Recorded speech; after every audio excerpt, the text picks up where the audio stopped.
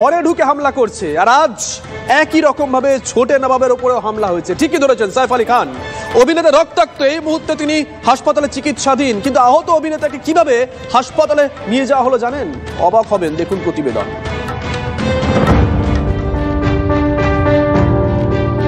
High security zone, দুর্ভেদ্য নিরাপত্তা, তারপরও বান্দ্রার বিলাসবহুল আবাসনে দুষ্কৃতী হামলা।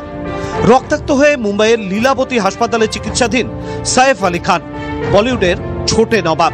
বাড়ির গ্যারেজে সারি সারি বিলাসবহুল গাড়ি রাখা, অথচ ঘটনার পর হাসপাতালে পৌঁছতে ব্যক্তিগত কোনো গাড়ি পাননি সাইফ।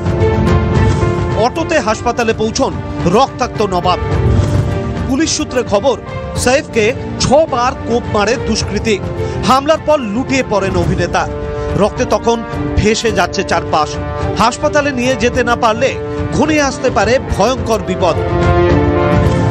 সূত্রের খবর, সেই সময় বাড়ির কোনো গাড়ি প্রস্তুত ছিল না। গাড়ি চালকদেরও পাওয়া যায়নি সেই সময়।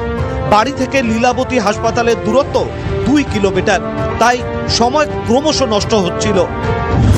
সেটা বুঝতে পেরেই রক্তাক্ত বাবা সাইফকে হাসপাতালে নিয়ে যেতে তাই বাড়ির সামনের রাস্তায় ছোটেন বড় ছেলে ইব্রাহিম আলী খান। সূত্রের খবর, রাস্তা থেকে অটো ডেকে আনেন ইব্রাহিম। সেই অটোতে সাইফকে তোলা হয়।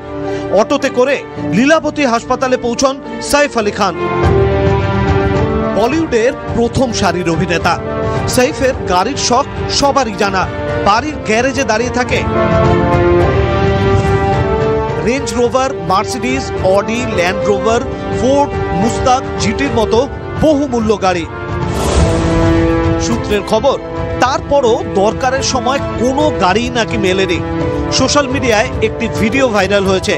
TV9 বাংলা এর সত্যতা যাচাই করেনি। তবে ভিডিওতে দেখা যাচ্ছে একটি অটোর সামনে কয়েকজনের সঙ্গে কথা বলছেন সাইফের স্ত্রী করিনা কাপুর খান। হাসপাতাল সূত্রে খবর, প্রায় 2.5 ঘন্টা অস্ত্রোপচারের পর সাইফের শরীর থেকে পার করা হয় ভাঙা ছুরির অংশ।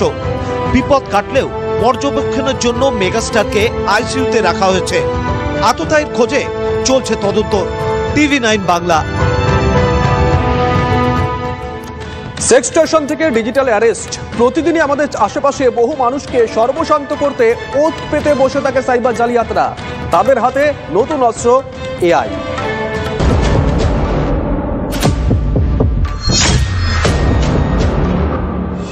7,40,00,000 টাকা।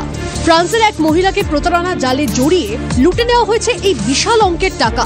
আপনার চোখ কপালে উঠে যাবে যখন জানবেন এই প্রতারণা করা হয়েছে মার্কিন অভিনেতা ব্র্যাড পিটের নাম করে। প্রতারণার জাল বুনতে ব্যবহার হয়েছে আর্টিফিশিয়াল ইন্টেলিজেন্স বা AI। ইনি 53 বছরের অ্যানি, পেশায় ইন্টেরিয়র ডিজাইনার। সাইবার অপরাধীরা শুধু অ্যানির সারা জীবনের উপার্জনই হাতিয়ে নেয়নি, তার জীবনও তছনছ করে দিয়েছে। 2023-এ সাইবার অপরাধীরা সোশ্যাল মিডিয়ায় AI এর সাহায্যে ব্র্যাড পিট সেজে অ্যানির সঙ্গে যোগাযোগ করে।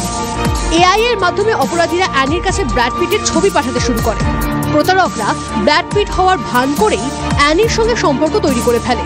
ব্র্যাড পিট ভেবেই অ্যানি প্রতারকদের সঙ্গে 1 বছর ধরে কথা বলে যায়।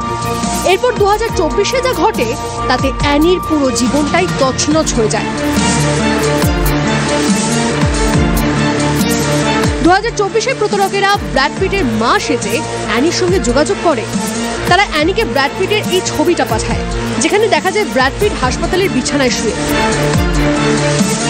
ব্র্যাড পিটের মা সেজে তারা অ্যানিকে বলে ব্র্যাড পিটের ক্যান্সার হয়েছে, চিকিৎসার জন্য দরকার বিপুল টাকা। ঠগেরা AI এর সাহায্যে অ্যানিকে এ ধরনের অনেক ছবি পাঠায়, যেখানে ব্র্যাড পিটকে দেখা যায় পোস্টকার্ড হাতে নিয়ে হাসপাতাল থেকে অ্যানির প্রতি ভালোবাসা জানাচ্ছে। সাইবার ঠগেরা ব্র্যাড পিটের মা সেজেই প্রতিশ্রুতি দেন ক্যান্সার থেকে সেরে উঠেই ব্র্যাড পিট অ্যানিকে বিয়ে করবেন। অ্যানি সেই ফাঁদে পা দেয়, স্বামীকে ডিভোর্স করেন। ডিভোর্সের বোঝাপড়ায় পাওয়া 7,40,00,000 টাকা প্রতারকদের দিয়ে দেন অ্যানি।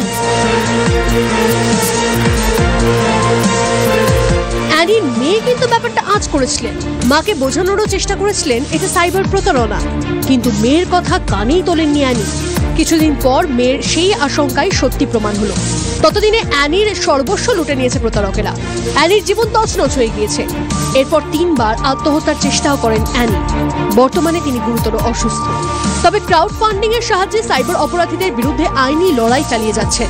অ্যানির এই গল্প নিঃসন্দেহে সারা বিশ্বে মানুষের কাছে একটা বড় শিক্ষা। Bureau report, TV9 Bangla.